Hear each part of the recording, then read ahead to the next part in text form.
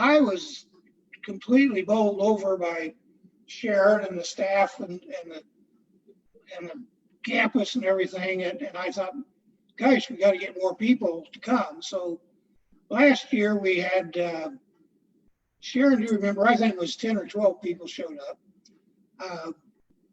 Yeah, we had 10. So far, we've got 19.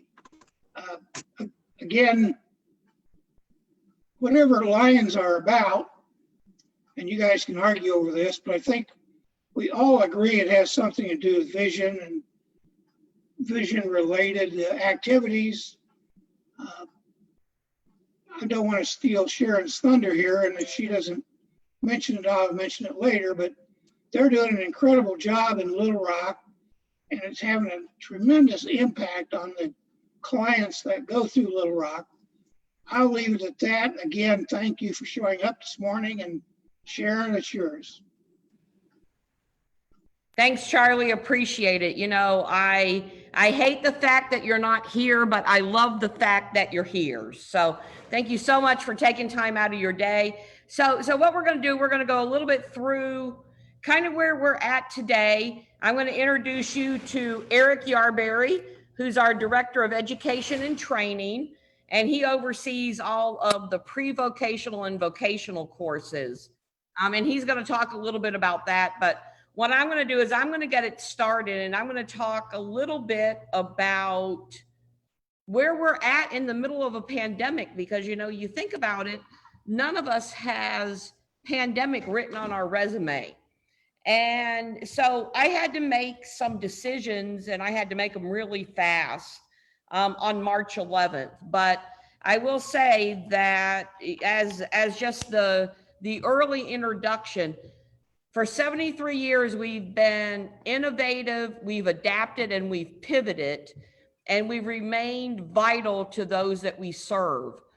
And on March 11th, I decided to lock the campus down. Well, this was a tough decision because all the other residential centers sent people home, and a lot of them still hasn't reopened. I had to look, and I had to say 33% of our population was homeless. Where was I going to put them?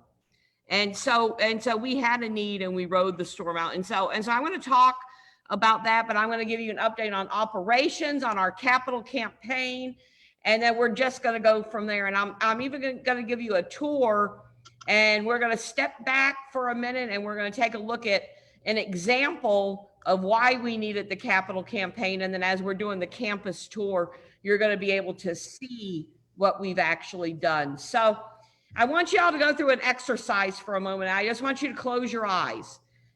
And I'm going to say 4 words. And when I finish those 4 words, I want you to reopen them. So I just want you to get that feel for how people who are blind, about what it would look like for them when they hear these 4 words in the midst of a pandemic, in the midst of being homeless, in the midst of being blind. And so you hear the words unprecedented, isolation, fear, and unemployment. Go ahead and open your eyes back up. So, you know, those words have really become a normal part of our vocabulary with this pandemic, right? Those 4 words has truly been at the heart of our mission for more than 73 years. So let's break those down a little bit. Unprecedented. Webster's defines unprecedented as something that's never been done or known before. And again, while dealing with a pandemic, Is the Queen? We didn't know, we didn't know anything about what we were going to do or what trajectory this was going to take. When you consider that 82% of the cases came from congruent settings like ours, where we share space in 1 week, that was scary. And I tell you, for me, it was the loneliest place I've ever been in leadership, to say, I'm making a decision, and I have all of my employees' lives and I have all of my residents' lives on the line here. So, but you think about something else that's unprecedented. Imagine waking up one day not being able to see. Imagine waking up one day not being able to see and then ending up homeless. What do? Think about the word isolation. Synonyms for that word includes alone, secluded, segregated, separate, solitude. Isolation is experienced by people all over the world. I mean, each of us feel isolation at some times, but people who are blind, they feel that isolation every single day. Many times for people who lose their vision later in life, they don't only lose their vision, they lose their friends, they lose their family, they lose the means that they have to work. They lose themselves in a lot of cases. But what's disabling about blindness? It's having a lack of a lack of access to resources, transportation. I mean, the litany just goes on. As Lions, think about this. In 1925, Helen Keller delivered a speech in Cedar Point, Ohio. One of the lines about that was referring to blindness, and it says, "When you're left alone to grope in the noonday as though it was night." Those are powerful words. And you think about if you're just walking around some strange place and not knowing what you're doing, and it's the noonday, the sun's out shining, but you're there trying to feel your way through the world. Fear. Fear is defined as an unpleasant emotion caused by the belief that something or someone is going to cause harm to you. It's not something that we want part of our daily diet. During the pandemic, we've had our fair share of it. Misinformation, information, we don't know what's right, what's wrong. But you think about that from the larger scale point of that, it's kind of the same thing with blindness. Like, oh, you can live a free and independent life, to, oh my gosh, how are you going to live life again? And then fear of not knowing where your next meal's coming from, how you're going to support your family. I mean, just think about that. This is stuff that our folks deal with every day. And then finally, unemployment, out of those 4 words. On June 13th of 2020, the Department of Labor reported 40 million people had filed for unemployment, leaving the nation's unemployment rate at 23.9%. For the last 73 years, the people who are blind that WSB has served has been 70%. Why? Stereotypes and misconceptions on people who are blind about what our capabilities are. So since 1947, our mission's been to empower people who are blind and visually impaired in the United States and around the world to achieve sustainable independence. Since 1947, we've served more than 16,000 people from all 50 states and from 59 countries. And why? It's because of you. It's because of Lions. The original donation that was put together was a $10,000 donation that built the dream of one man named Roy Cumpy, who was blinded as a child at 8 years old, that was from Ironton, Arkansas. That dream's been realized, and just think how many people that it's benefited. So how do we accomplish our mission? World Services for the Blind is the only residential center in the United States that provides comprehensive blindness skills training, as well as extensive vocational training to be able to get people to work, and all under one roof. And now, and we'll have Eric talk about this a little bit more down the road. Now, all of our courses are being offered online. And as a response to the pandemic, people have reached out to us because they're just desperate to serve people or to connect with people. And we've been able to step up and been able to do that. So you think about during the course of the pandemic, supported by my board of directors, supported by Lions nationwide. As I already said, we were the only residential center to remain open. Traditionally, about 10% of our clients that we have come in on an emergency basis and are homeless. So they're admitted out of a hospital or out of a homeless shelter. On March 11th, when we locked down, that number was 33%. April to June, that grew to 50%. And today we're now at a staggering 65%. And we really think that a lot of that has been as a result of a scholarship program that we have that bring people in who can't articulate that vocational goal. You know, if you don't have your most basic of needs taken care of, you know, food security, where you're going to sleep at night, and all the other things, medicine, your medical care, you can't concentrate on where you're going to go to work at. And how the system is set up is you actually have to be able to say, I want to do this work. But we know that that number is going to continue to rise. We're not seeing it right now. But as this pandemic extends on, as the economic downturn continues, the poorest of the poor will recover us. will recover the slowest of anybody. A lot of our people live and rely on other family members to live with, and they help to provide support. But as those families suffer loss, because most of the people that we serve, it's generational poverty that they're dealing with. And as they lose their residents because of economic injury, because of illness that's caused the pandemic, our people will suffer because they'll no longer be able to help support. They'll have to go live on their own, and there'll be no way to do that because there's no cushion there for them. So you think about the people that we serve, really less than 1% of those who could greatly benefit from the services that we offer qualify for services through their state rehabilitation services, like Texas Workforce Commission down there where y'all are at.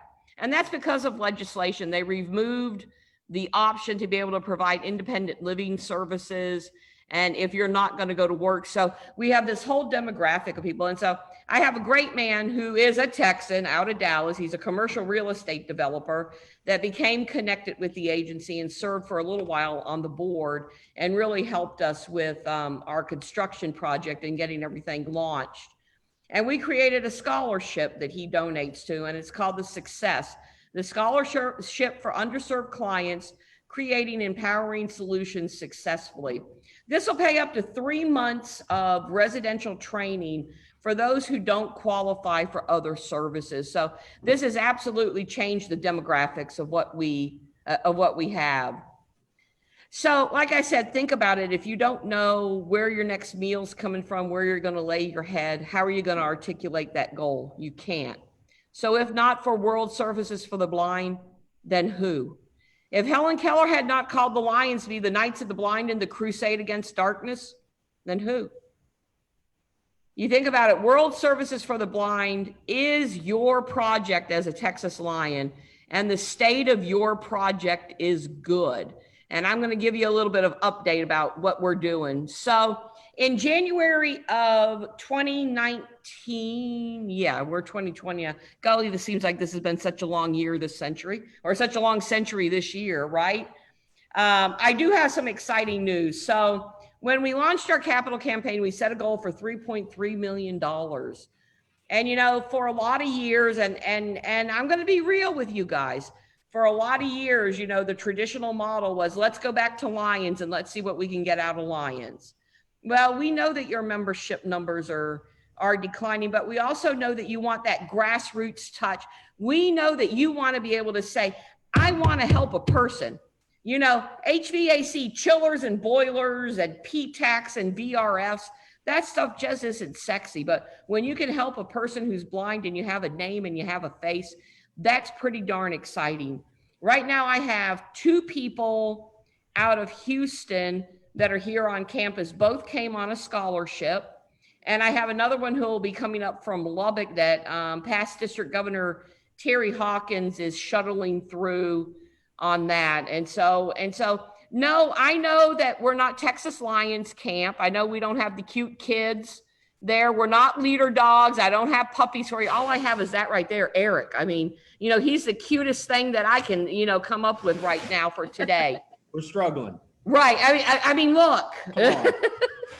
And so, but I know you can't see us and touch us all the time, but we are here and we are serving down there in Texas. So let's talk about these mechanical systems. So when I came in, I just finished my 5th year here on August 3rd. And when I took over a 70-year-old campus with mechanical systems that were almost 60 years old. Well, the manufacturers say they have between a 25 and a 30-year life cycle. Well, let me tell you something. We showed them, we squeezed another 30 years out of them, but we had squeezed all the life out of them that we could. So we set that goal for $3.3 million. And when I did an update at the end of July, we still had $284,000 to collect. And what we had done, we had secured a Maybe Challenge grant for $600,000 on January 15th. And we still had 1.1 million of the 3.3 to raise as of January 15th. So We decided that we didn't have enough to do, so we threw a pandemic in the middle of it just to, to bring some challenges forward. And we raised 780,000, and the Maybe Foundation came up with the extra 284,174 to throw in on the challenge grant. So we have officially met the first 3.3 million of our capital campaign. We just finished construction on the second building, and the equipment for the third building is on order, and asbestos abatement will begin next week. So we had less that 3.3 million was less than 100 donors, guys. So, I mean, the world is literally our oyster at this. And you're going to see some of the updates. So I'm not going to talk about a whole lot of the updates, but I will as we go through for our tour. On the operations side, you think about the vital part of WSB is, of course, our mission and the people that we serve. That is our why. And we kind of have a complex business model when you think about it. So we have 4 sets of stakeholders. The first one is the vocational rehabilitation agency that sends people and pays bills for them. The second one is the clients that we jointly serve. Then we have funders, and then we have partners. So we've already talked pretty extensively about our vocational rehabilitation partners.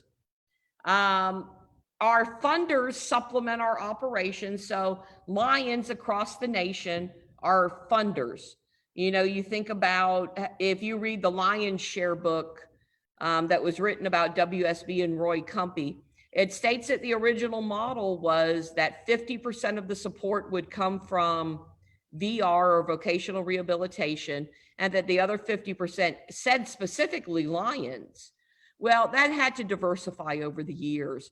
And, you can only go to the well so many times before you dry that well up. And, you guys helped us through a lot of years, but we don't only want to just come to you. We want to come to you when we say, hey, there's somebody in your community, Charlie, that we need some help with. Can you get some of the Lions up there in that area? Can we bring Colleyville on, and can we do that? And to know that that's what the money's going for, is what we say that it's going for. So the other side of that is the other funders. I mean, there's tons of foundations out there that want to fund agencies like ours. And we need to be able to tell the story of what we can do and what value that we have and what we're adding to. I mean, when you think about it, and Eric will cover a little bit of this, is that with a 70% unemployment rate, I mean, that's just absolutely unprecedented. But for people who complete our vocational programming, we have an 85% placement rate. So, I mean, that's just unbelievable when you think about it. And then we have partner agencies. So, 73 years ago, there wasn't all the agencies out there who served people who are blind that there are now. So there really was that need for the comprehensive blindness training here. But now there's about 100 agencies that serve people who are blind throughout the United States, and they do a great job on those blindness basics training. So let's partner with them, and let's either do a warm transfer into a vocational program, and that's going to save your state and your club or whoever's funding it. It's going to save them money, but they're going to get to stay with their family longer also. And so we partner with them. And then the other side of that is we use those partner agencies to deliver our vocational programming in a facilitated learning classroom. So they take advantage of all of our certified staff that we have, and they deliver it, and they kind of shuttle it through. They're kind of, if you have a problem with technology or there's a question, there's that one point of contact that can contact any of our instructors that we have. So, I mean, we've really diversified that business model. So, when people come to us, they've been told their whole lives or through their journey of blindness about what is and isn't possible. Many times people will just default to this thing and say, that's just impossible because you're blind. Well, when you think about it, impossible actually spells I am possible.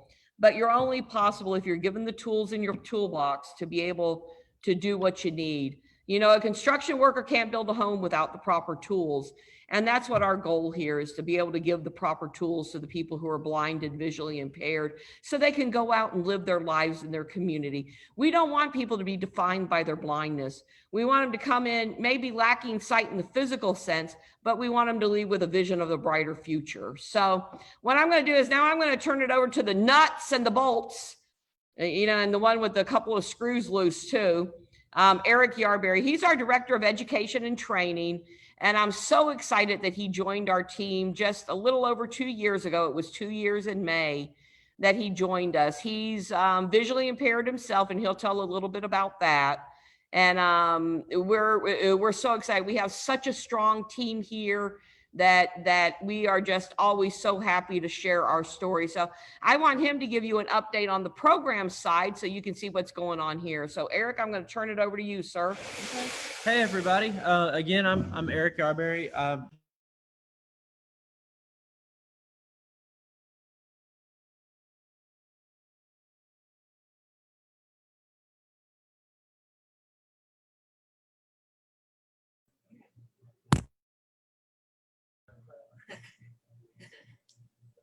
Eric, you need to unmute yourself.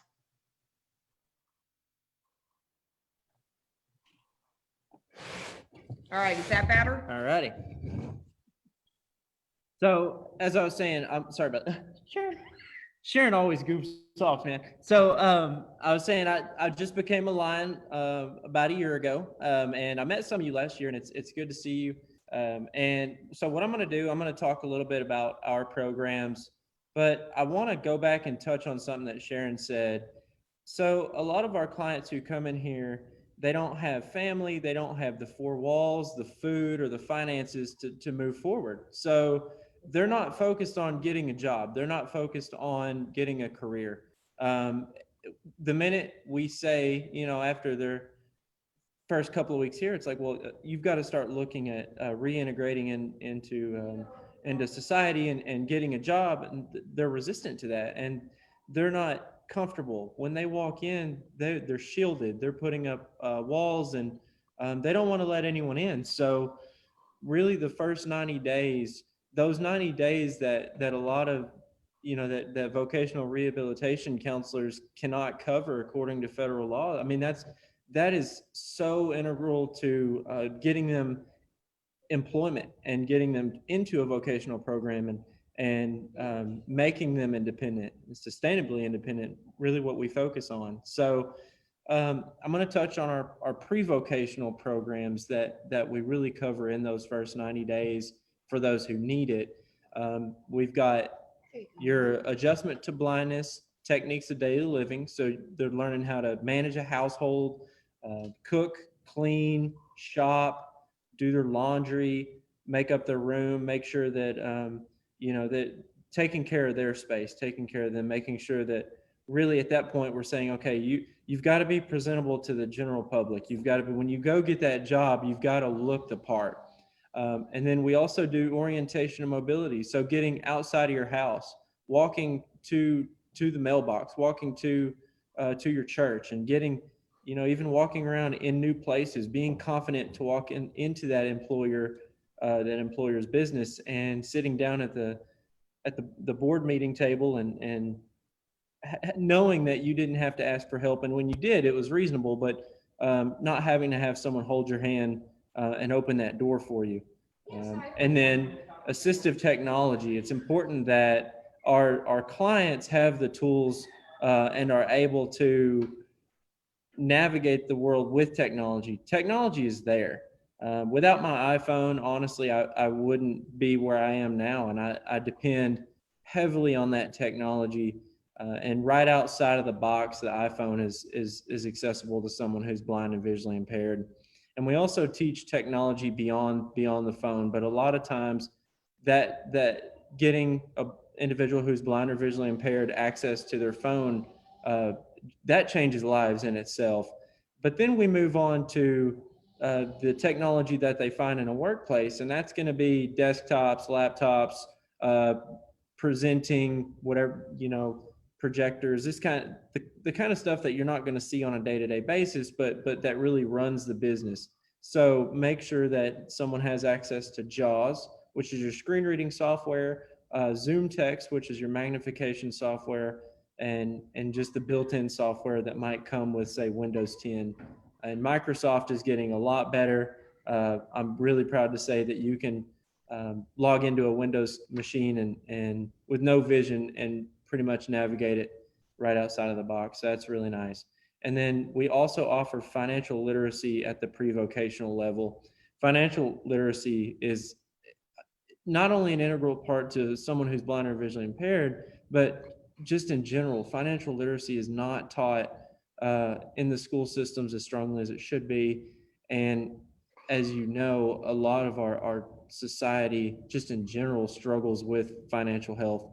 And we see that especially in individuals who are blind and visually impaired in their lives, who depend on, SSI or SSDI, anywhere from $700 and $900 a month. That's not much. And so what happens is they come in, rack up credit card debt. We see that. And then teaching them good financial habits and good financial health. And because when they get that first job making $15 an hour, that's a huge change. And you get that first check, you've got to know how to manage that money and what that looks like, especially for retirement. I mean, that's a long way down the road, but in order to be successful, you've got to know your short term, your medium length, and your long term goals. So that kind of covers the pre-vocational training, and all of that is offered on campus, of course. But the exciting thing at this point is the online programs that we really started offering. So for our online courses, someone who has to be successful in an online program has to have access and has to know how to access assistive technology and be able to access the web at really, I wouldn't say a beginner level, but almost an advanced level. I need someone coming into an online program who can navigate the web, navigate our online learning platforms fluently, and be able to support themselves, be self-motivated, and have those skills, so that if they're taking an online course and they have a family, that model is more built for someone who is driven and is has a schedule that's not 8 to 4:30. They're going to be taking courses on their own terms. They're going to be, in the bedroom, in the office at night, 10, 11 o'clock at night, working on those online courses. So to transition into the vocational programs, we've got assistive technology instructor, and that program teaches individuals how to teach assistive technology. And the beauty of that is a lot of our students who come in and go through those pre-vocational courses, those life skills courses, eventually move up into that vocational program as a teacher in training and get to give back to the students who are going through what they just went through. And that's also offered online. And we've partnered with another project of Lions, Computers for the Blind. And what we do with Computers for the Blind, our students in training serve those customers, and Computers for the Blind customers are able to receive training from our students in training. Yeah, I said, yes, Sharon said, so I mentioned that they were a Texas Lions project. So we're about a year into that partnership. That's working out incredibly, really. We've provided about, I would say, 120 solid hours of instruction to their customers. So that's really awesome. And then those assistive technology instructors in training there are so many opportunities for employment after that. As a matter of fact, and I'll go into employment after this, but we've got a client who's online in our online programs. He just got a contract position with an agency out of Alaska, and we've got a client who has a position in an agency in Florida. So we really do reach from west to east and in that program, and there are plenty of opportunities, and we always make sure that clients are are ready and able to move if they have to for employment. We've also got our certified medical biller program, and that program, I think that it's important for you guys to know that you can help not only financially, but really reaching out into your communities and helping us look for opportunities to place our clients. That's really how we do this. It's not just once World Services on our own doing this. It's building those relationships and growing that network. So the Certified Medical Biller Program, we place clients through a 6-month program, teach them how to bill, how to read the codes that the insurance or that the doctor places, and then the medical biller reaches out to insurance and gets the doctors paid. So, but that's really going to grow by the networks that we build in the communities, say your local medical practices, your local doctor's offices that need that support. Then we've got our certified credit counselor program. That's about a 6 to 9 month program. We just had a lady employed here in Arkansas in the Neighborhood Assistance Corporation of America. She's working with individuals that are low income, but seeking housing, looking to buy their own house. So she's providing credit counseling to them. But the certified credit counselor program it's important that they gain that financial literacy, like I said, in pre-vocational, and then learn to counsel. It's kind of structured the same way as the assistive technology instructor program is. Clients in that program will turn around and help provide financial literacy to our pre-vocational and our vocational clients. Then we've also got our certified customer service program. And that program, we like to pair it with other vocational programs, but it also is standalone to where someone learns how to work in a call center. And we definitely tie that in with other industries. And we've also got one of my favorite ones is our massage therapy or licensed massage therapy program. We had, I believe it was our 4th client graduate from that program, and she, like the 3rd. We've got 4. We'll have 4 pretty soon, but she's our 3rd, and she just got a job in Little Rock. She's out of Illinois, and we're very proud to see her receive employment, and she'll be able to be a resource to us, and she's very willing to help us out and train future clients in that program. But she just passed her state boards, and she's working on the legal test now. So that's the doozy, but she's passed the content section. So really proud of her. And then we have our certified Microsoft Office specialist program. And that program trains individuals up to certification level in Word, Outlook, Excel, PowerPoint. And that program is more geared towards someone who's going to go work in an office setting. Say a case manager at the VA. They really need to have those Microsoft application skills to where they can quickly bring content in, push content out, communicate within the business. There's a lot of written communication. That's more where that program applies.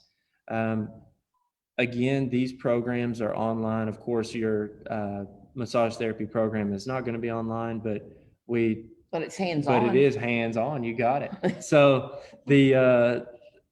and we also have an IT specialist. We have a lot. We do offer a lot. We've got an IT specialist program, but it's hands-on. But it is hands-on. You got it. So sorry. And we also have an IT specialist. We have. Go ahead, don't get distracted. I'm not well, they would have heard yourself. Double. They would have heard double. So Sharon so what we've got is our IT specialist program, and that program trains individuals in how to provide computer support, both on the hardware and software level. That program is online because the students in that program support our IT director in his daily operations. If someone's computer crashes, the student who may never have had training in IT is going to go and provide the support to the instructor, to the administrator here on campus, and walk them through troubleshooting. For the student, to see them go through that the first couple of times is very It's fun. It's intimidating for them. It's a really good learning opportunity. They build that customer service because you know what, when my computer breaks, honestly, I'm like, you just need to help me. It just helped me. And they walk in and the students in training and they're scared. They think I'm judging, but honestly, I'm more scared because I've got to get back to work. So that's a fun opportunity for them.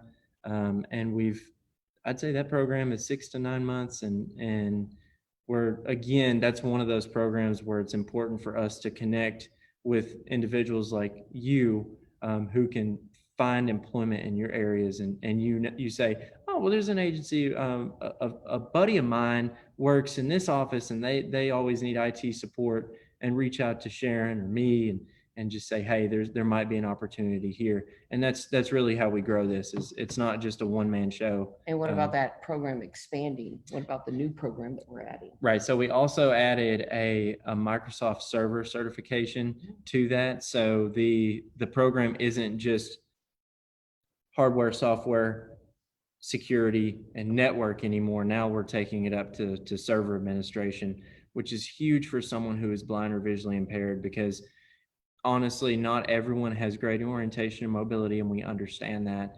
And having the server administration certification will allow someone to work remotely, which is awesome. I mean, that's incredible. And IT lends itself to that in general, but server administration, you can work on a server honestly, from here to China if you wanted to, and never physically touch it. And that program will allow someone to find a job remotely, and their employer will probably never meet them face to face. We'll be doing like we're doing right now, sitting in a Zoom meeting. But that's our new program, and it is an advanced level. But we do have a student right now who actually happens to be from Texas, and we're really proud of him. And he's our guinea pig, so to speak, through that program, and we really think he will do well. So totally blind, yeah, as Sharon just said, and he's got the CompTIA A+, Network Plus, and Security Plus certifications. But as I said, we really want to boost an individual's ability to find employment by bringing them up to certification level, getting those certifications. What I always tell people, for someone who's blind or visually impaired, you've got to be nearly 2 times as qualified for someone who is sighted to get that same job, that entry-level job. And our clients, we don't sugarcoat it. We let them know, hey, you're going to have to work twice as hard. And they say, okay, I'm ready to work twice as hard. And so they do that. And every person that I've said has gotten a job. Those 4 people I mentioned, they have worked twice as hard. Absolutely. So that covers our pre-vocational and vocational programs. I know that's a lot. Feel free to ask any questions at any point. But it really, just know that the contributions that Texas Lions make, teamwork makes the dream work, and you're really making this happen for us. So we really appreciate what you're doing. So Sharon? Me? Yeah. Hey, I'm back. So, it's not a Texas Visiting Lions tour without hearing from some students, right?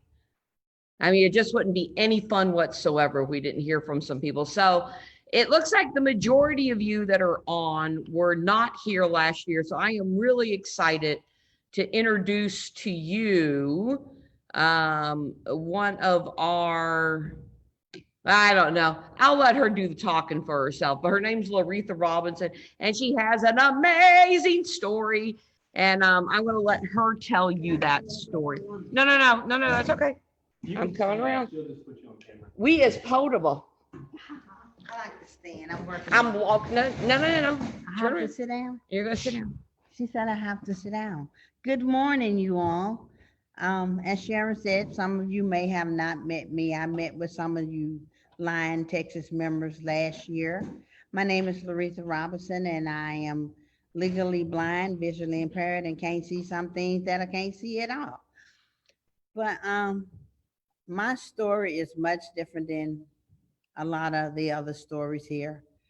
When I was diagnosed in 2009 with RP, I've been practicing on this retinitis pigmentosa. TOSA, as some people like to call it, tunnel vision. It's an hereditary disease that I'm not sure why did it skip everybody else and found me, but here I am.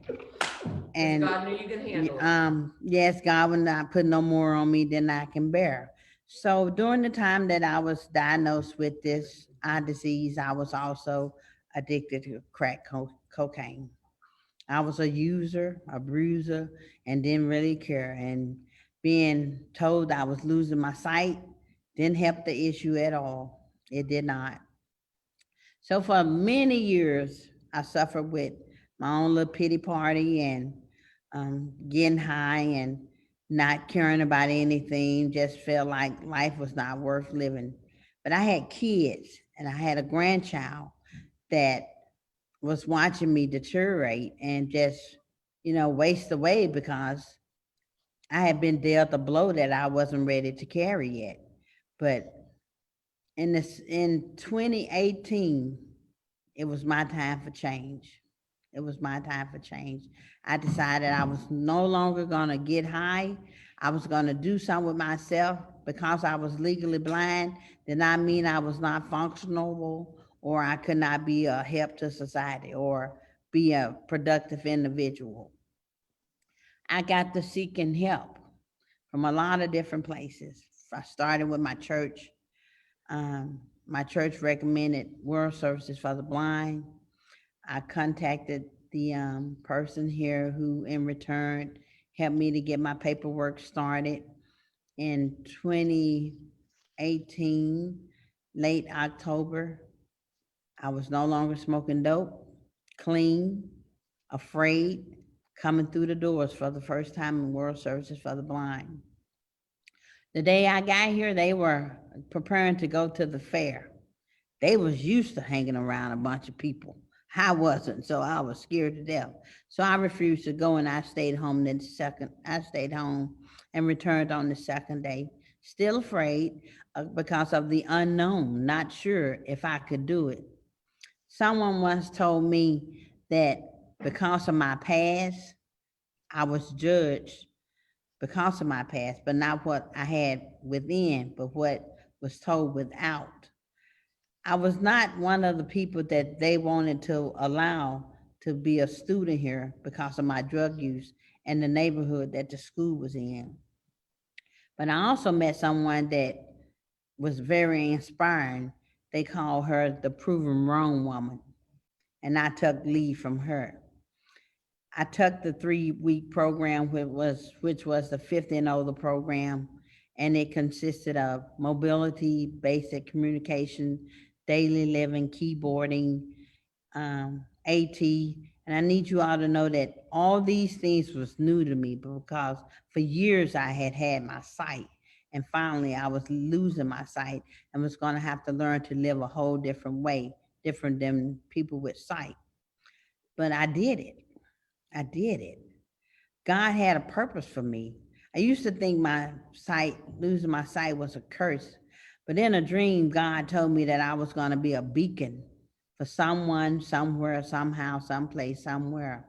But I'm still here and I'm still striving to do better.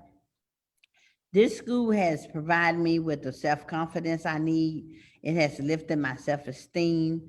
It has blessed me with a wonderful family of um, different cultures, backgrounds, from different places. We had a student here from Africa, and believe it or not, even though he's way, way, way far away, all of us stay in connection with each other. We still do a wellness check on each other from Mississippi, Atlanta, California, Oklahoma. We stay in touch with one another because the school created a family within a family as we begin and prepared ourselves to be productive in society. I need you to know that there's a big white lion on the outside the school. I call him my king. But with every king, there's a queen. And my queen is Sharon. She's the lioness of this pride. And there's a bunch of cubs that she's having to train to be independent, to learn how to hunt and provide and protect themselves. And she does this job quite well. She does this job quite well. At times she can get a little loud, but we all do that. We all do that. So anyway, I got to the program. Program was 3 weeks. 3 weeks was not enough for me. I had just put my finger in the honey in the beehive and tasted the sweetness of life once again. Life looked really good to me, and I wanted it. I wanted to live. I wanted to be able to walk the streets with my head held high, the confidence that I had within, and the strength that I know that God had bestowed upon me. Went to Miss Sharon. Miss Sharon, 3 weeks is not enough for me. I need something else. Actually, I was crying that I didn't have enough. I just didn't have enough. I needed more. Sharon now was preparing to go home for the Thanksgiving, Christmas holiday. She told me, don't worry about it, Aretha. We'll get you back. We'll work it out. I need you to know that my lioness, she came through. She grabbed me by her paw, hugged me tight, and told me, don't worry about it. It will be okay. The 1st of January, 2019, with the help of my lioness, Senator Joyce Elliott, and some other people, I re-entered WSB as a pre-vote student. I took the basic necessities that was required to get into a vocational program, which I chose customer service representative. You know why? Because I like to talk. I like to talk. And with that vocational program, I learned how to interact with people from a department store to phone conversations to interacting with them on the internet. I was also taught that there are 4 basic fundamentals to being a good customer representative.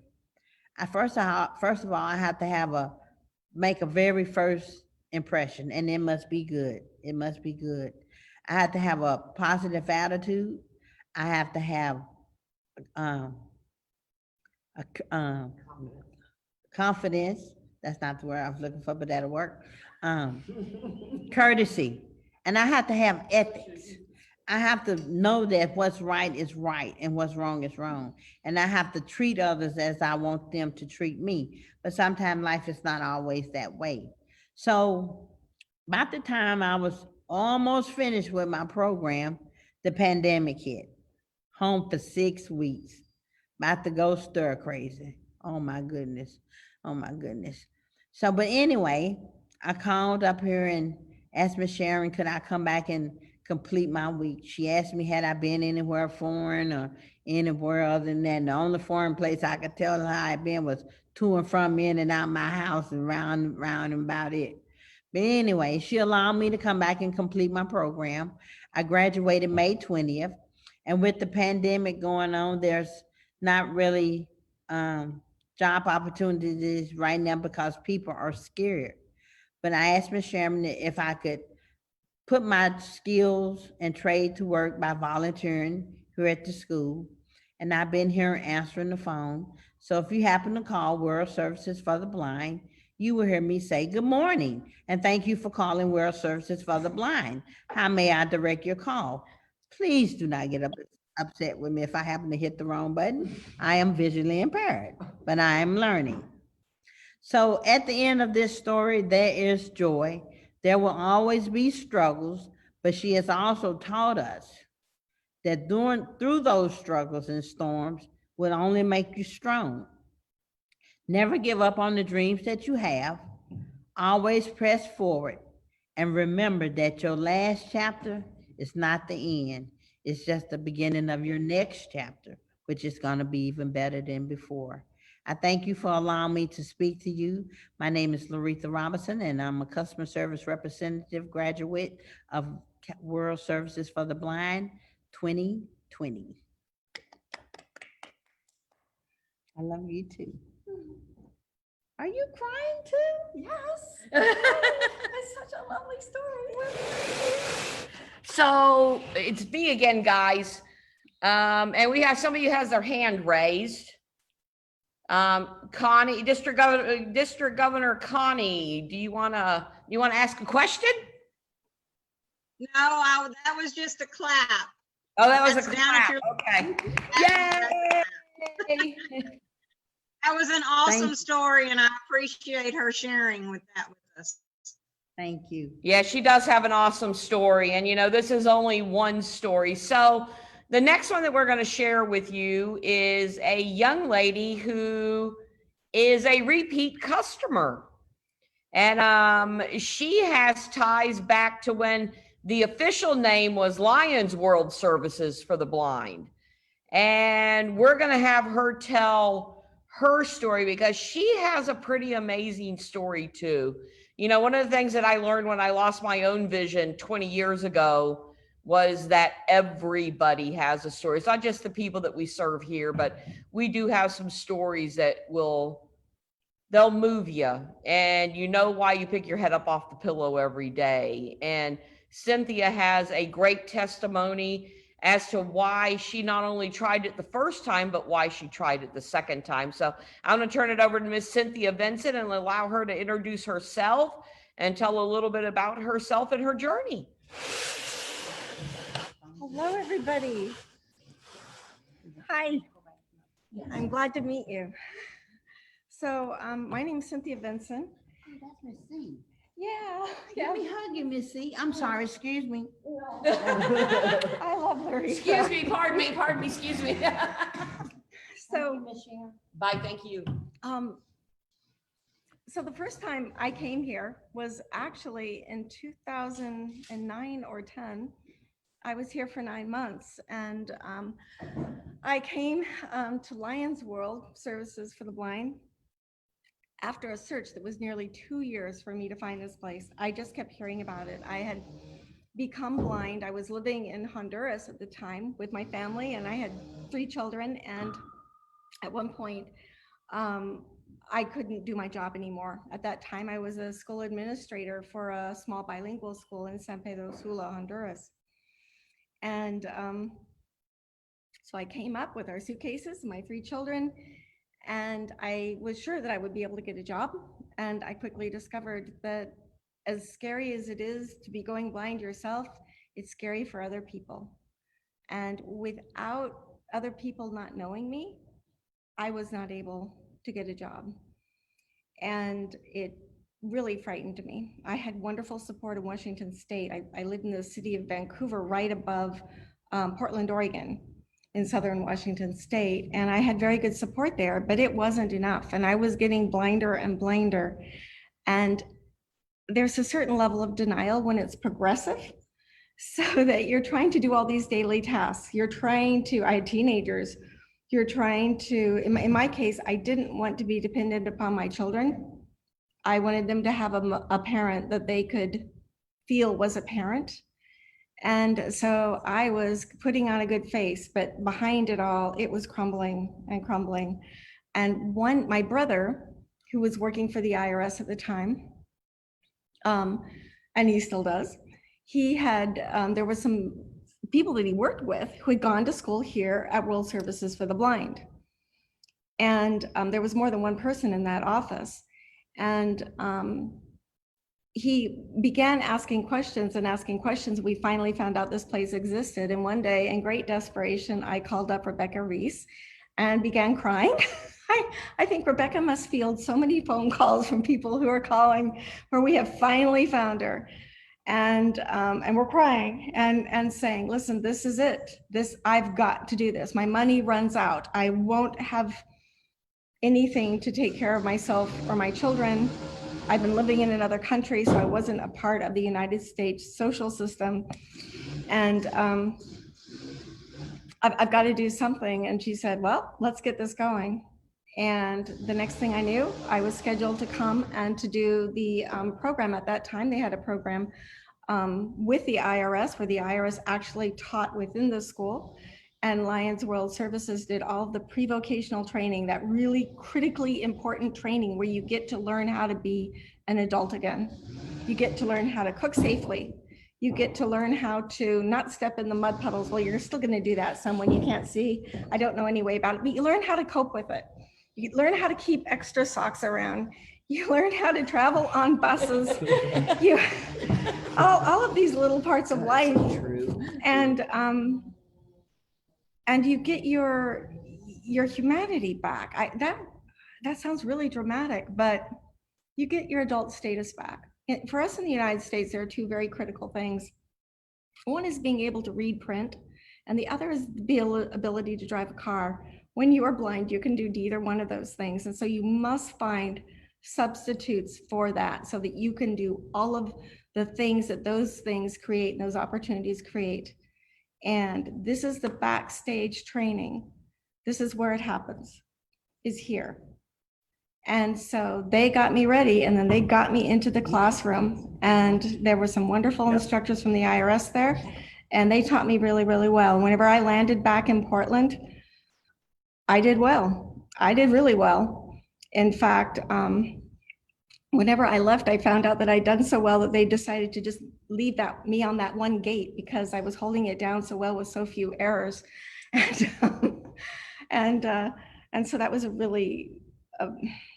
it was very gratifying. After I remained in touch with the Portland IRS office, and they've let me know a couple of times when they were opening up jobs, they're saying, hey, would you like to apply? For someone who is blind, to have connections where people are coming to seek you because you've got a good reputation, that's incredible. It's just phenomenal. So I did have to leave that job. I became blinder. I had some other health issues, and along the way, I met this really wonderful man and got married. And my children grew up and they put themselves through school, and they're all adults and they're out there in the world doing their thing. And we came to a place, my husband and I, where health issues were getting better for me again. And I realized that I'm in my 50s, I've got time to go. I needed to retrain, and I realized I wasn't going to go back to the IRS, even though the door was open.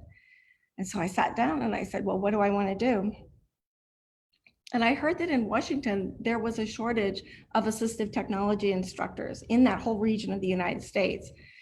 And so I talked to my counselor there, and she said, yeah, you want to study this? Absolutely. And so here I am. I'm doing the Assistive Technology Instructors Program. So World Services for the Blind, it's got an excellent program that I could have done from Washington State. But I wanted to come here and to live here again because I knew of all of the background things that would be here to support me, even though it means I'm away from my husband for 9 months. And if you want to know what true love is, it is a husband that supports his wife so much. He kisses her and he takes her to the airport and he puts her on a plane and he sends her off to go to school and supports her and sends her flowers at school. Yeah, Sharon's saying that. Yesterday was our anniversary. So I have the support of my family and friends, but specifically what was important about coming back here is that it is a community of other blind people. And one of the things we hear when we come here and we get to talking with each other is people will say, you know, I didn't know any other blind people. And we learn so much from each other. The first time I was here, so many of the skills that got me back out there and living again, I learned those from other people who were extremely capable, my fellow students, and they taught me how to live life. And I knew that I needed to come back here again. I also knew that I would be serving all different kinds of people losing vision at different points in their life, and that I wanted to be here again with masters. So the student teacher who's teaching me is completely blind and has hearing issues, and he is excellent. Not only the curriculum itself, but me sitting there and watching him and how he does things has given me so much insight. And I can tell you that I'm going to have clients that I will be helping. And I'm going to do a better job because I've had him specifically for a teacher during this time. So I guess that's where this is landing. If there are any questions, or maybe Sharon, or is there anything? I'm listening. So does anybody have any questions that they want to ask? At this point, this is a good time to do this.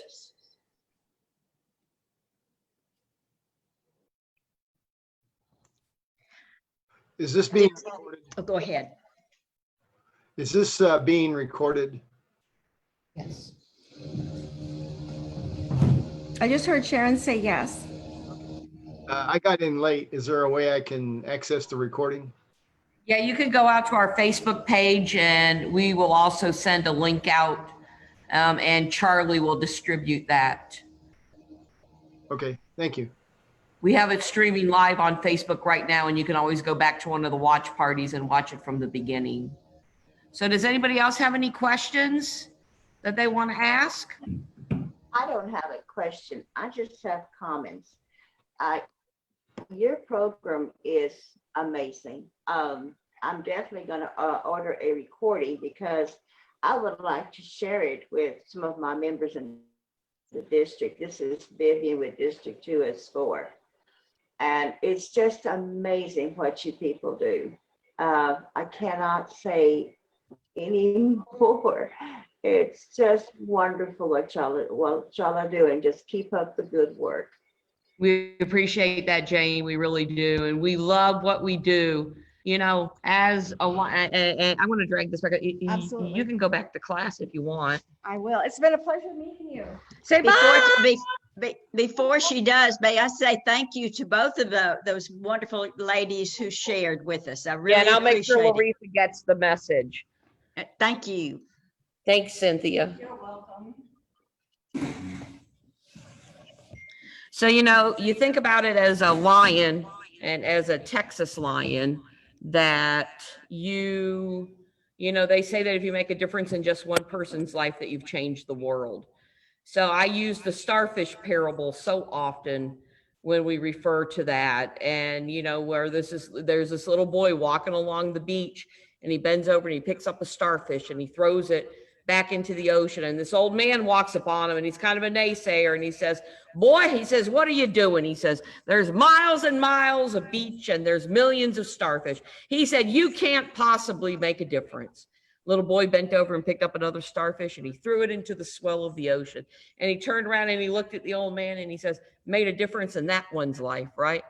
Well, just think, more than 16,000 people from all 50 states and 59 countries because of you. So if not for WSB and if not for Lions, where would all those people be? So, you know, we talked a little bit about some of the updates that we had happen. And so does anybody have any questions overall about programs or anything before we take a tour? I think that we're right on schedule, and we want to give you the opportunity that if you want to ask questions, this is the time to, you know, something that you always wanted to know about a blind person but was afraid to ask, or something about our programs, our history, our present, our future, you know, whatever. It's all on. This is here. I'm here for you so that you can learn about your project and feel a little bit more connected to it.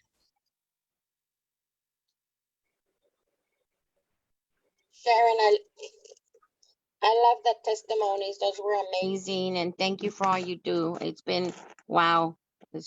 I love it. Thanks, Esme. We love you. You know that, right? Yes, yes. And hey, before we start the tour side of this, you know, one of the things that I'll say is, you know, I just spent a week out with past District Governor Terry Hawkins out there in Lubbock. And we toured around and we went to Plainview. And let me tell you, as we're going along to these little towns and going out to these great lines, let me tell you, the antique shopping was amazing. And so I've got to bring home some Texas souvenirs along the way. And I always like to do that and bring home something because that has a story and it has a memory attached to it. But, you know, if you have the opportunity, that you can get some clubs together, I'm happy to fly out to you. And, you know, if you can arrange it where it's meaningful and we can pack a weekend, come on, I'll spend a week with you going antique shopping too. I mean, you know, doing presentations. So, you know, some of them we started out in Plainview. I mean, that is an early riser club, and that was almost an hour outside of Lubbock. But, you know, the fringe benefit is past District Governor Terry, you know, she has this cute little Mercedes convertible. So 6 o'clock in the morning, we're zooming down. And by the time that we get there, my hair's about this big, I tell you. So, you know, it's not all bad, but, you know, that's definitely not one of the requirements. But we want to come out and we want to connect with the clubs. We want to connect at that club level, at the district level. As you come up, and those of you who are coming up to be, I see some VDGs out there and what have you, as you're coming up and as you're planning your conventions, if you want, I can come out and do a keynote speech. I can come out and just update you on what's going on at WSB. We got a lot of bang for the buck out of that because they actually get to see somebody who, you know, I don't just run this agency. I live our mission every day as a person who's been blind for 20 years now. So, you know, always give me a call, give Charlie a call. I'm more than happy to come down there and bring my little suitcase and my little dog with me, and we'll just go out and have a good old time. So is everybody ready to start doing a tour? Well, Sharon, if I could add to your comments. Sure, Charlie. I put this in perspective, I guess. Last year, we tried to make a big trip out, Sharon, a big trip out of coming to Texas. And let me tell you, it's pretty hard to visit 800 clubs in 2 weeks. We were saved by the pandemic because we had an opportunity to make a real flop out of it, I guess. But I have been recommending, and particularly to the WSB district chairs, is make an arrangement with Sharon. As you can tell, she plays good in front of clubs.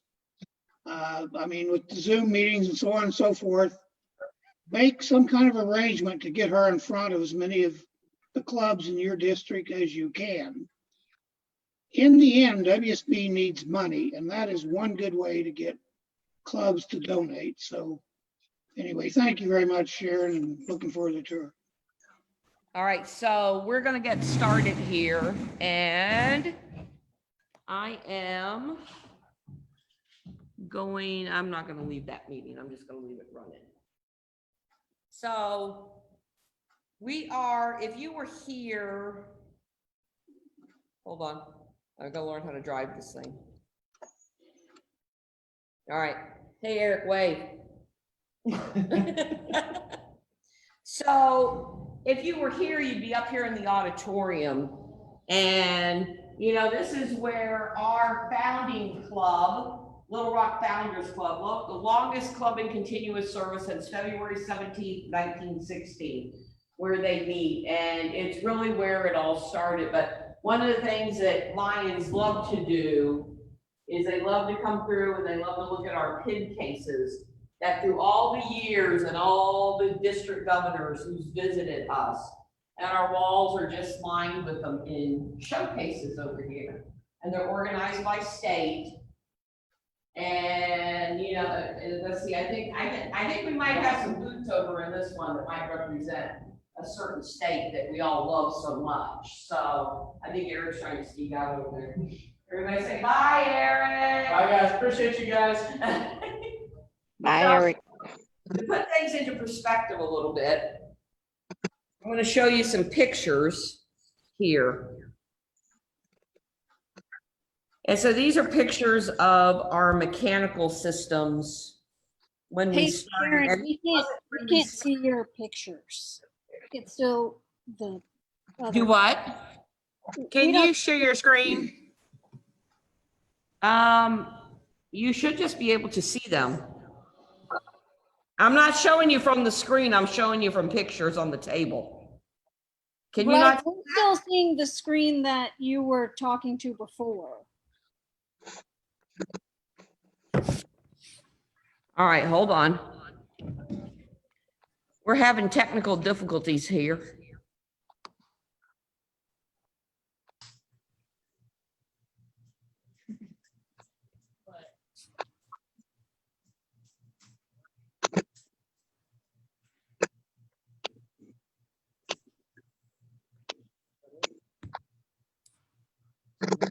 Can y'all see Lee, can you see the pictures now? Yeah. Yes. Mhm. Yeah, okay. So these was and so the room that I'm going to take you into is Comfy. And what we're going to do is when the mechanical room started, this is what the stuff looked like in here. So, I mean, the systems had been pieced together literally. And this is a mechanical room of one of the 6 mechanical rooms that we have that of a square block facility takes up about 70,000 square feet. So the significance of these 2 pictures right here is that pipe in this one. So what happens with this is it runs up to a water tower on the roof, and it runs down to a chiller, and then the water is pumped through. When they were taking the old chiller apart, remember I told you it was over 50 years old. They opened up, they said, how many years has this not been working?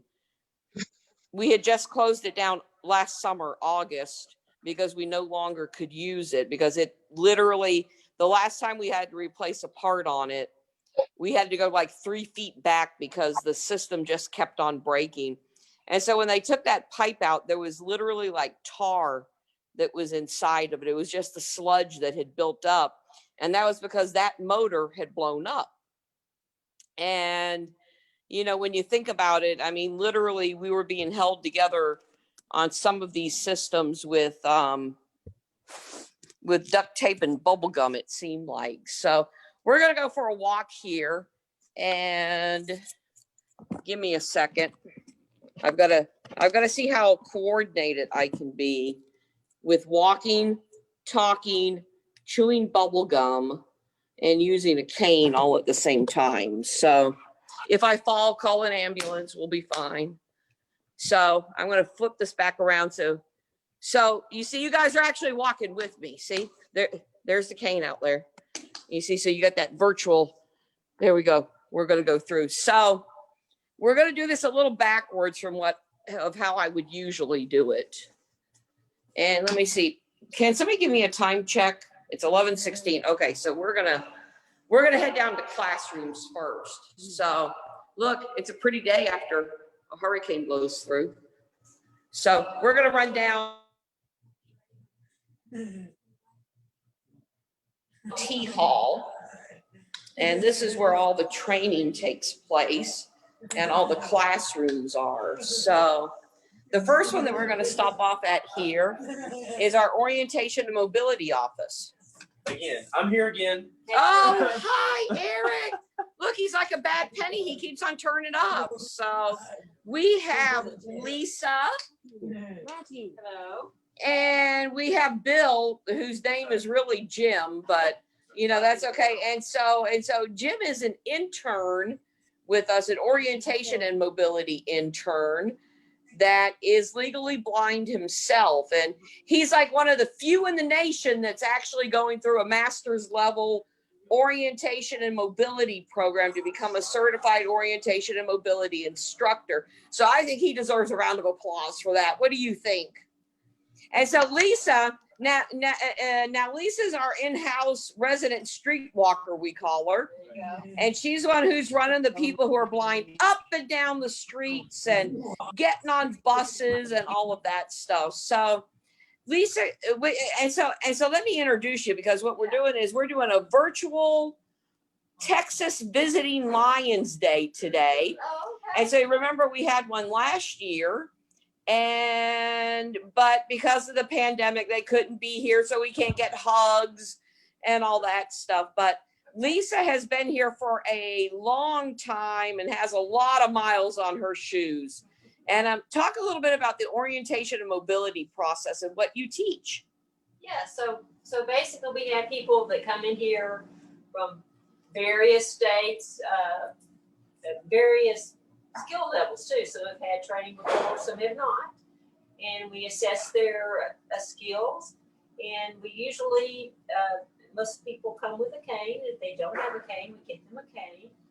And It first involves learning the building, which is not always so easy, but we try to get them comfortable with going from their room to the cafeteria and then to their classes. And then we also teach travel outside the campus and crossing streets. And then we get to more advanced areas with traffic lights. But most of this it does involve working with the cane. Then we also work with public transit so they can get familiar with our public transit system and plan and travel bus routes.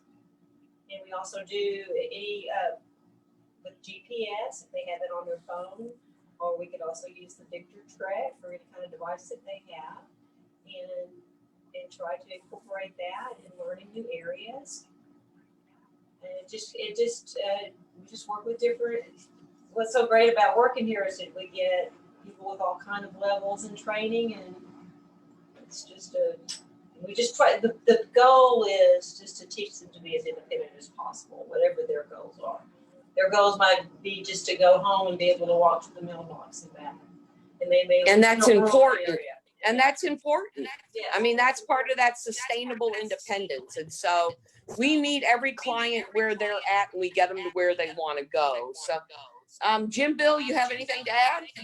Well, Sharon did not mention I'm at Texas Tech for my graduate. Woo! Record Tech, guns up, and they told me I was the second visually impaired student in 30 years to go through the program. So Wow. it is really a privilege. And He's blazing trails, guys. All right. Bye, y'all. All right. We're going to turn around here and we're going to go northbound down the T Hall. You know, you got to impress those orientation and mobility instructors, and you got to use those cardinal directions. So, and we are going to go into the assistive technology instructor program classroom. Good morning. That's Jerry Ann. And so we're on a virtual tour. We're virtually on a tour. Okay. And we have about 30 Texas Lions that has logged in, and they want to learn a little bit more. They know a little bit about your program, but what Eric neglected to say, you know, he did all the fancy terminology about, you know, we teach people how to teach people. What I say is Jerry Ann's job is she's the assistive technology instructor that instructs instructors how to instruct and give instructions. So, and Jerry Ann came to us VOA of Pennsylvania, made it through the program and was such a huge success and got certified that we just decided to keep her. So you want to say a little bit about yourself? I mean, we've already talked about the program. So, I mean, anything that you want to add to it? And Jerry Ann? Okay, so just trying to think real quickly. My story in short, years are starting to run together, but I believe it's 7 years now that I have been what I would call blind. Before that, I was visually impaired, and it kind of came on more sudden than I expected it to be. So I was just sitting there one day and realized, I actually was in tears because I wanted to call my dad. Couldn't do it on the phone anymore. Couldn't remember the number because everybody changes their cell phone number. And realized I needed help. I had to wait for my husband to get home. That was like a breaking point for me. And then I started thinking about things I wasn't doing anymore, like going anywhere without my husband's arm. And so I just had to do something. Went to independent living school, fell in love with technology because it changed my life. All of a sudden I could make phone calls and read the mail and do things privately without having to have somebody. So that was my journey on the way to here. Fought for a few years to get here and got here, and I just have a passion for technology and what it can do for not just blindness, but for all people with different impairments. And I love sharing that with people. Thanks, Jerry Ann.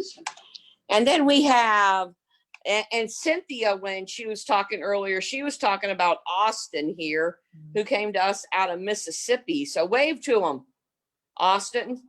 Well, I was born blind with Norrie disease. It's a genetic disease that caused my blindness and my progressive hearing loss. Went through 14 years at Mississippi School for the Blind, graduated there. And then I went to Mississippi State University and I got a degree in information technology services. I did 2 semesters of graduate school. I didn't really care for doing it online, and it didn't last very long. So I came here to study to be an assistive technology instructor. I always wanted to be an assistive technology instructor, but didn't really know how to go about doing it. Once I found that out, I realized I needed to come here and learn how to do it. And so he came to us a couple of summers ago on an internship. Yeah. Oh, I like that. And then we have Josh. Hello. We have Josh Goforth. Are you standing up? Oh, there we go. Yes. What? Where are you from, Josh? So I'm originally from Mississippi, and I came here to WSB from California.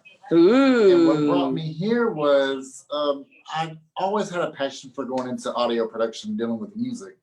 And the college that I went to in California revoked my financial aid because they said, well, you have so many credit hours. So I said to myself, let me take the skills that I have with, using assistive technology and Braille and see, can I use that as a means to help me get some sort of financial backing so I could go into the studio eventually and start laying down some tracks.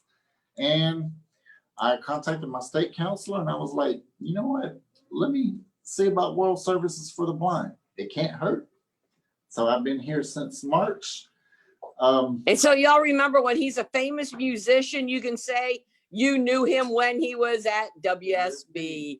All right, thanks, guys. We're gonna head over to, is Miranda over in Braille? Oh, I miss Braille. How did I miss Braille? Oh no. Hello. Hi. How you doing? I'm doing good. How are you? Look, look, it's 2 of the 3 Twisted Sisters. Hey, we're doing a virtual tour. Joanne was our very first scholarship recipient that we had. And then Tony followed along too. So they both have amazing stories, but we're going to keep them in the back pocket. What are you guys doing Escaping Braille? Exactly what it sounds like. Exactly that, huh? Escaping Braille. Yeah, we're going to miss these past 2 the group. All right, well, I'll be down there in a few minutes. Okay, we're on a mission. You're on a mission. Yeah. Ooh, y'all sassy Become my girls. best friends and all this. Hey, Miss Miranda.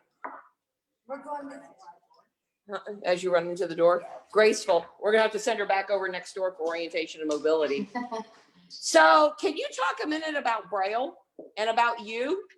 We have the Texas Visiting Lions virtual tour going on right now. And they want to know more. See, Miranda teaches people who's blind how to read Braille. I teach people who are sighted how to speak Braille. Just ask past District Governor Jerry Gilbert about that one. And we'll keep that joke on the inside. So why don't you tell them a little bit about your journey? You could give the elevator speech if you want to, and then a little bit about Braille, about why Braille is important. So I started out here as a client 3 years ago. I had just had a lot of life changes. Was needing to raise my kids and get a job. So needed money. Came here to learn. I wanted a career and fell in love with Braille, fell in love with AT, and Miss Sharon found I don't know what it means. It. Yes. It was it. You had it. And ended up hiring me on as the Braille instructor. So why is Braille important, Miranda? Because you have these computers that talk and things that will read to you. Why is Braille important for people who are blind? Spelling. Ooh, but we have spell check for that. And not good enough. I think she ought to be like a first grade teacher. She would have their attention. What do you think? So it's literacy, right? Absolutely literacy. Yep. I learned more about spelling and proper punctuation with Braille than I ever did even in school. Wow. And now we're bringing in Braille displays and stuff to teach them Braille. And so they're still getting the technology side with Braille. And so they don't have to clunk around one of those heavy Perkins braillers that weigh about 500 pounds, or the books that does. And I'll show you an example of how much room books take up. So I know I know it's Miranda's lunchtime and break time. So we're going to tell her bye. Say bye. Thank you, Miss Miranda. We're on tour. It's just not the same as having a group of people follow me with an iPad in my hand here. And so we're going to sneak down here and we're going to go to our credit counseling, customer service, job, workforce. He's such a taskmaster. On an everyday to live up to those 4 foundations of the basics of customer service. So once you he's teaching customer service. We'll move on to that. Then we have and he's ignoring 16 me. Customer. My students more important. Oh, how you doing? Well. Yeah. Y'all see, he's right. The Hello. Students are more important. Absolutely. Who are you teaching over there? This is Mr. Brandon Moll. He is. Hey, Brandon. Hey, Sharon, how you doing? Brandon's 2 weeks into his vocational program. How's he doing? He's doing excellent. That doesn't surprise me. And it sounds like y'all are doing customer service. We are. Ooh, Brandon, you're going to be a good customer service person. He's got a great attitude. I appreciate that. I told him before he even came in here, he's one of the most polite people I've ever met. He really is. He really is. He really is. And so Keith teaches customer service and credit counseling, financial literacy, and employment prep, and he networks with employers. So we don't have him busy at all. So I appreciate him ignoring me. So we do have a lot of spare time. So and so he's making it all, and so we don't want to disturb you in here because Brandon needs that focus, because God knows that he's just going to get distracted by a squirrel or something. So, and speaking of squirrels, I hope they're all okay out here. We're going to walk out here into the courtyard. So this is our solarium. A lot of people come out here and sit, and I don't know that I'm going to walk out there. Right now we have Giraffe Tree Service out there, and they're finishing up adjusting our canopies on our trees, and you could see that there is a lot of trees, and you can kind of get the scope here of the campus.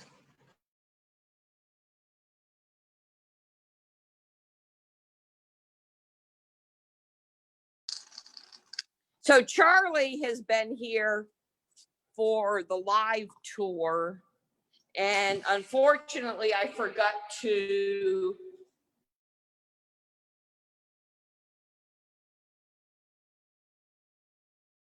I want y'all to see we're about 99%. And we've done a total remodel on that. This weekend, the wax is going to get laid, but everything from new floors. We now have a TV in here because somebody bought TVs off of our wish list on Amazon. And then we remodeled the kitchen itself, and it's now no longer 120 degrees. It's now a nice chilly 70 in here. And in fact, does that help a little bit? That's Dom. And you know, does it help having air conditioning back here? Oh my gosh, what a difference, huh? Dom's been around for a lot of the stuff. He's one of the ones that I had the honor of inheriting. But if you look, and so this is the new type of technology that we put in, and I'm going to take you down to the mechanical room. And so we have 2 units, and ooh, it smells good. Are we got cabbage or? You got shrimp. Look at that. And so we had to upgrade, and we did that. we did a vent hood, and so we went from a galvanized vent hood to a stainless steel. And look. Look at, hey everybody, say hi. Let's see what's for lunch. You know, if y'all were here, we'd be serving you this good food. So, you know, let's just make sure we get the full tour. And is that Eric over there? Again, golly, he like just keeps on appearing. And so that's the new vent hood. We did our we moved our dry storage. There was a closet here prior to, which we have converted into a walk-in refrigerator and freezer.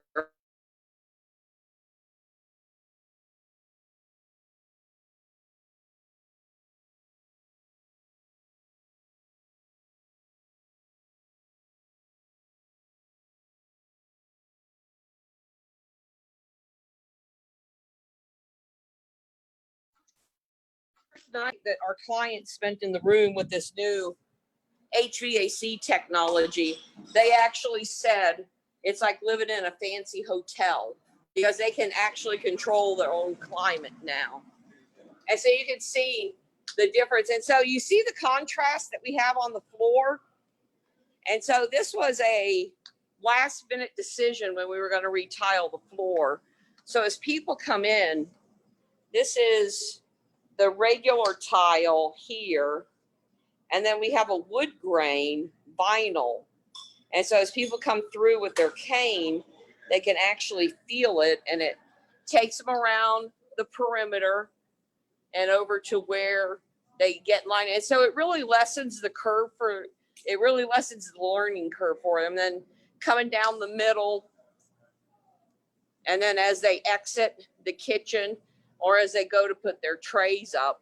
And so now you have somebody who comes in, if they have low vision, they have contrast on the floor, or you can feel it underfoot, or you can use your cane for that. And now we're going to run over here to the dorm space, and I'm going to take you to the mechanical room that I just showed you the pictures of. And y'all can feel free to ask any questions that you want to.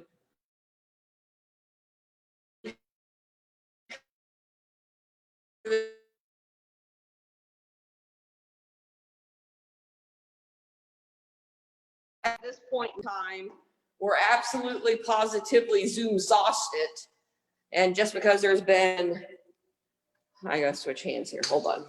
There's been so many meetings that we've had that we're just absolutely positively tired of it. So you can see one of the changes that was just made is this is the Comfy building. And we replaced the floors in here when we did the air conditioning systems. We've got TVs hung now, and we even did LED lights. And so there was this depressing dark brown paneling. So I was like, let's paint it. And I tell you, it actually looks like there's some life. Charlie, does that look a little different?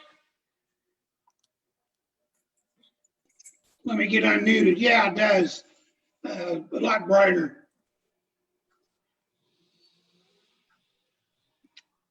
I couldn't hear you, Charlie. Sorry, Charlie. It does look better. It's a lot brighter. Yeah, that's amazing, isn't it? What a little, hey, some curtains and some paint make it what it ain't, right? All right, so you guys remember the mechanical room that I showed you the pictures of. Here's our new mechanical room. Here's the new units. So we're looking at about $500,000 worth of equipment here. And it took out all those old chillers and boilers. And so what we do is we have an air exchange unit. And I tell you, you know, HVAC systems are just not a sexy thing to talk about, but I've learned a lot. So we had 2-pipe and 4-pipe chiller and boiler systems. And hold on, I'm going to turn this back around here so I can torture you with my face for a little while. So we had 2-pipe and 4-pipe systems, which means that it was all or nothing. So it would take us a week to get the chillers up. And because we'd have to go up and repair the water towers and fill those up with water, and then we would have to come down and everything would have to become temperate, get distributed out to the rooms, to the individual units. And there had been, they just hadn't been, it's not so much they hadn't been properly maintained, they were over 50 years old. So obviously there's going to be some issues with that. So we didn't have a good quality of air. It always felt sticky in here, even when they were running at full blast. And so you could either have the boiler on, or you could have the chiller on, or you could have nothing on. So you think about like March and April in Texas, you could be 20 degrees in the morning and 90 in the afternoon. It's miserable. Well, all of us who are homeowners, we go home and we turn our thermostat to whatever we want. So we decided to embrace an air handling system which circulates in all the main parts, but all of the dormitory space and all of the classroom has what's called VRF technology, which is variable refrigerant flow technology. And what that does is that allows a person to either have their heat on or their air conditioning on, and you can do heat in the morning and air conditioning in the afternoon. So it is actually giving them the freedom to be able to control their own environment. And that's been an absolute game changer for us. So like I said, we begin our asbestos abatement on the 3rd building next week, and that equipment is already ordered. The pandemic's caused some delay and stuff, but all in all, I mean, they knew this was coming, and we can handle a few delays considering where we were at. So that I will say that this concludes our virtual tour. I appreciate you guys sticking with us. I'm happy to field any questions. I'll encourage you to go out to my Facebook page, go out, look me up. Charlie can send out the link. We stream this live on Facebook, and it will also be recorded and shared via other platforms. Lee, can you talk a little bit about where else they might be able to find it? Because not everybody's on Facebook. Sure, yeah, we can also upload it to YouTube and then distribute the link that way. And for those of you who might need a club meeting, but you only need a meeting and you need an emergency fill-in one, next week I'm going to be sending you out a link to a 20-minute long presentation, and a lot of it is what was covered in today's information without the tour, but it's set up to be a meeting for you that you can easily send out to your members, and that you can get a club engaged, because I know there's still clubs that are not meeting and that they're looking for creative ways to do it. And so I thought one of the ways that I could clone myself was literally by videotaping a Lions Club meeting as though I was there. And so you can go out and do that. And if you're interested in that, you can go and reach out to us for the link, or to Charlie for the link on that. So does anybody have anything that they want to say, or anything, any questions that they want to ask? I just want to say thank you so much for doing this for us. Thank you so very much. Well, thank you so much for joining in with us and hanging in there. I know this isn't the most ideal way to do it, but I really like the idea that we did it. And, you know, this might be a model that we copy. You know, I've done other virtual tours with some foundations and what have you, because people are still afraid to move about. And so this worked out pretty well. We had almost 30 people on at one time. I don't know what the participant, we have 20 people that has hung with us. And so we really appreciate that. And we appreciate you, you hanging in there with us and help to spread the word. And, you know, I'm nothing but a phone call away. It might take me a couple of days to get back to you, but, you know, anything that I can do or any questions that I can answer, just feel free to reach out. Thank you, Sharon. We appreciate you. The other thing I might mention, Sharon, correct me if I'm wrong, but if you want to visit Little Rock, you are generally welcome. I mean, you got to pick a time when Sharon's going to be there, and you'll hear a lot more than 2 stories if you go. And And that frankly is the part that I've always enjoyed. I could talk to you about 10 people I've met up there, and each of them have a moving story to tell. But in any event, if you get a chance to go up there, I would go ahead and take the chance. And thanks so much for showing up today. Yeah, you're right, Charlie. And it's not that if you're just here and it's spontaneous, it doesn't have to be about me, because I have a great team that will give you the exact same thing as what I gave you, and with their spin and their personality. I have a great team that we get to come in here and have fun.